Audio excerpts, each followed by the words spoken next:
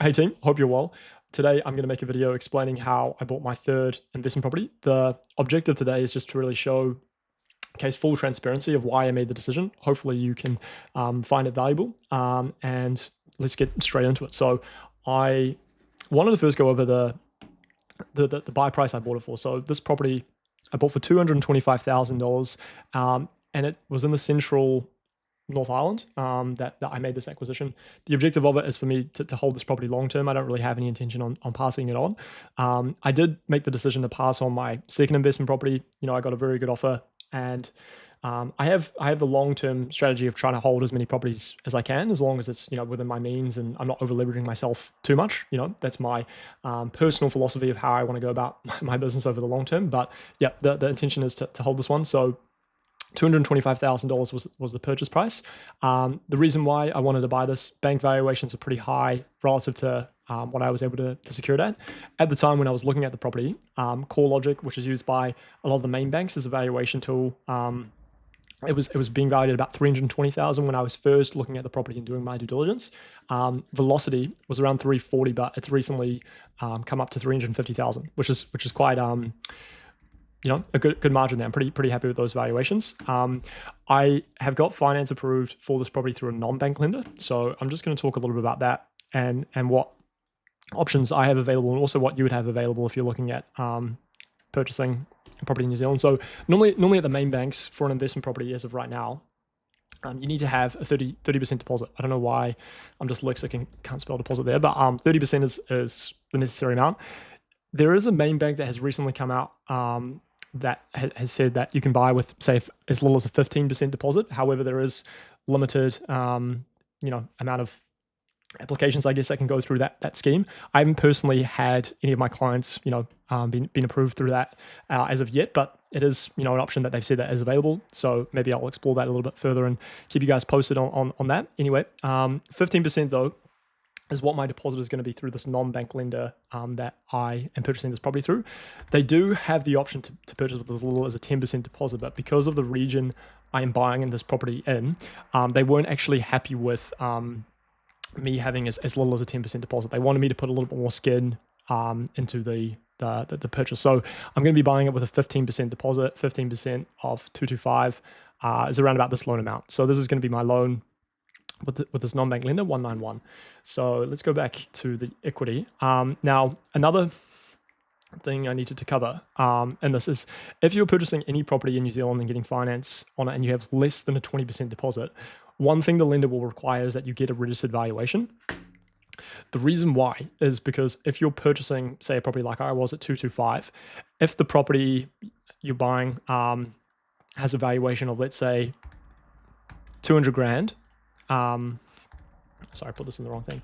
You're purchasing it for 225, but it's actually valued at 200K, and your lending is going to be roughly the same amount of what the property is actually worth and not what you bought for. This is a pretty exposed position for the lender, because say in this scenario, if I was buying for 225, it was actually only worth 200K and my lending was 190. I default on this 190.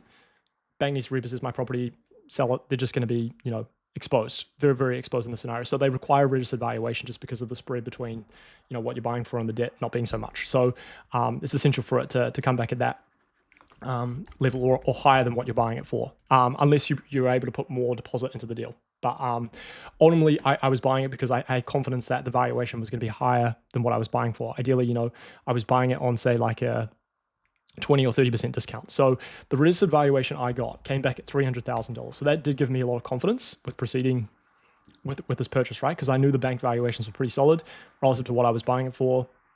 Probably doesn't need that much work. Like a very basic cosmetic reno is what I'm anticipating, at least anyway, from the due diligence I've done. Probably going to range somewhere between 15 to 20K after all expenses. And this is the as-is valuation as well of the current state. So pretty happy with that, to be honest. And I'll explain how this has significance in a second too. But another thing to consider with buying an investment property is the debt coverage and the cash flow week to week and how that's going to look. So if I go back here, this is how my position is going to look with the non-bank lender. So initially, if I do decide to settle this property with the non-bank lender, 6.35% is the interest rate that they've offered me as of right now. And this is going to be my weekly mortgage repayment on a 30-year loan term, $274 a week.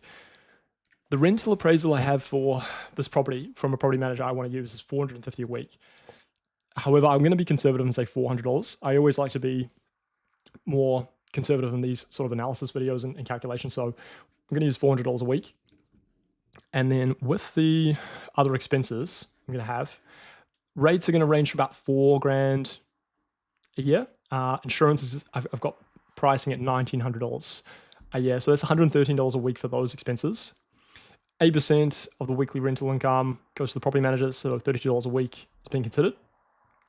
So after all my expenses and with the $400 a week rental income, I'll be sitting at about $19 per week shortfall with this non-bank lender, which I'm pretty happy with. You know, there's this is not what I see as being sort of the long-term picture. Hopefully I can move this back to the main bank, and I'll talk through my strategy there and how I'm going to do that. So in regards to how I plan on moving back to the main banks, there's a couple of things I need to consider, and something you will need to consider too if you're going to do a deal like this, is with the non-bank lender, they do have some expectations for how long you do decide to stay. Something that they are doing though, and this is what all non-bank lenders will generally do at least, is charge you a lender's fee when the lending is drawn down. So for example, I'm getting a loan of $190,000, give or take.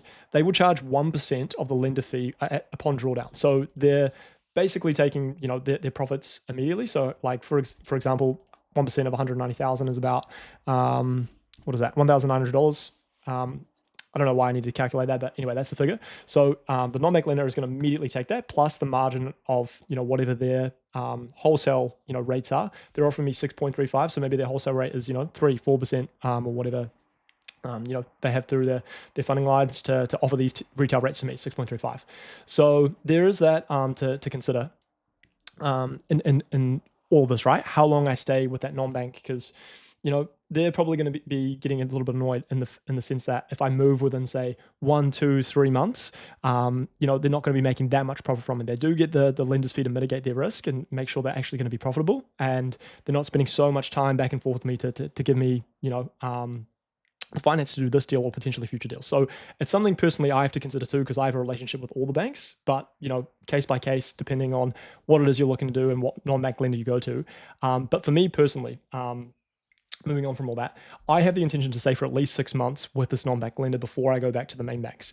I also can't necessarily use the bank valuations within the first 6 months of me acquiring this property. So for example, I might say after 1 month of me settling on this property, I could say go to one of these main banks and say, hey, will you use this valuation? More often than not, they'll say no, because they're thinking to themselves, look, you've only just bought this for 225. How on earth is it this price? You know, what renovations have you done? They'll ask all these questions, but after 6 months, they kind of ease those sort of questions, and they don't really ask them, right? It's part of their policy to, you know, be wary of that, you know, because at the end of the day, this is the security. If something happens and I default, they need to make sure that they're going to be all kosher and fine. But eventually they will start to use these bank valuations upon an application being submitted, especially post 6 months of me being there. So in the long term, at least, whenever I make the judgment and decide to maybe do an application to the main banks and try see if I can get a better rate than what this non-bank lender is offering me, this is how it will look. So depending where the registered valuation comes back at, let's be conservative and say even after me doing a basic cosmetic reno, the valuation of the property stays the same for the registered valuation I've done. I might need to pay another $1,000 in 6 months, 12 months, 24 months, whenever it is that I do make the decision to do this application, but this is how it would look. So I might say, hey, ANZ, BNZ, Westpac, ASB, QBank, whoever it is, you know, I have a relationship with all of them. I'll say, look, I've got a property worth $300,000. Here's the registered valuation. Here's the evidence of that. Can you please let me borrow 70% of the property's value? So again, like I mentioned earlier, main banks, they'll let you borrow 30% of, they basically want to see you've got 30% equity or 30% deposit when acquiring an investment properties, right? So 70% of the value is effectively 30% equity, right? 300K is the valuation. They'll let me borrow no more than $210,000 if that is the valuation. But again, my lending to the non-bank lender will only be $190,000. So I will request the $210,000 from the main bank, or I might just say and ask for $190. But if I do ask for the $210,000, I'll have a big surplus. Well, not a huge surplus, but there will be a surplus of 20 grand after me paying out everything I owe for the 190 if I do want to take on that additional debt. And that could be something I want to do, right? Maybe if I want to take out funds for additional renovations I want to do maybe on this property or maybe on other properties potentially, or if I want to use this $20,000 towards a deposit on another future property, right? So these are all things to consider. Likewise, again, maybe, everything goes, according to plan, and maybe I actually want to take on additional debt. Maybe the registered valuation or the bank valuations actually come back higher. Like right now, on the high end, this is the bank valuation on Velocity, 350,000. That would enable me to borrow potentially up to another additional $55,000 if I wanted to, right? I'm not saying this is something you should look to do and take out additional debt or whatever, but this is just me highlighting, I will have flexibility potentially in the long term with this purchase, right? Because of how I bought it in this scenario. And then the final thing for me to just cover quickly is in regards to how the future position will look if I'm to go to the main banks. It's a little bit hard to forecast somewhat, but I kind of want to just give a long-term picture of what things could potentially look like. So I'm going to continue to use the same amount of lending and not increase my lending in this scenario. But let's use the current 1-year fixed rate, 4.49, as an example. So on a 30-year loan term, it will reduce my weekly mortgage repayment from 274 to 223. This is continuing to keep principal and interest repayments. Now the cash flow goes from I think negative $19 per week to $31 per week if everything stays the same as is. Another option to consider too, if I do really want to reduce the weekly mortgage repayment, is maybe temporarily having my repayments on interest only. So to calculate what that would be, if I do 4.49, that's the figure annually, divide 52. So it would be the difference between 223 on principal and interest minus 165, $58 a week in additional income. So 31 plus $58 a week, $89 a week. So this is what a future position could look like for me. This doesn't take into account repairs as well. Something I need to add to this calculator is maybe an annual repair figure of like $2,000 a year. If it is $2,000 a year, that's about $40 a week. So that being considered, if you want to add that in to be more conservative, still cash flow positive $39 per week. So anyway, that's a bit of the cash flow point of view of what it could look like. There might be a scenario, again, like I mentioned, I might take on that additional debt. Maybe it's, registered valuation is 300,000 that I can use. I borrow up to 70% of the value. My new loan is 210K, but I get funds taken out that I can utilize to maybe add value to my existing properties or potentially utilize as a deposit for another property, So 210,000 in that scenario, 245 would be the repayments on a 30-year loan term, principal and interest. It would be 181 on interest only. So it'd be cash flow neutral, principal and interest on 210K worth of debt if the weekly rental income I'm getting is $400 a week. And it would be $73 a week without calculating the repairs and $23 a week with repairs included, I think. Also, another thing that I am thinking about is the fact that, what are my other additional risks with buying this? Because the way I made out this video is that it's all sunshine and rainbows, this whole acquisition of buying this property. But, there is a reality that, there might be some vacancy risk for this property. The property manager I am using for this property, she said to me that it's likely that it's going to take a week, not a week, I wish it was a week, probably likely to be a month to find like a really good tenant initially when I start marketing the property. And it honestly could take a lot longer than that. So like for example, maybe when I settle on this property, I'm going to be paying, what are the repayments? $414 a week without any rental income coming in. And that might be the scenario for, 4, 5, 6 weeks or whatever it is. Something I have to definitely take into account with buying this property, and also in the long term as well. Maybe if a tenant I have is, not, what's the word? Just, not a A+ tenant, I guess. It could definitely present some challenges. I guess it's the same for any property investment, but just purely the fact that there isn't, so many people that are wanting, to rent in this small town could present some challenges for sure. However, another thing that the inverse of me having that risk is, I think one of the biggest perks of this acquisition specifically is the fact that I'm buying it for $225,000 and it doesn't need any significant work from my understanding from the due diligence I've done.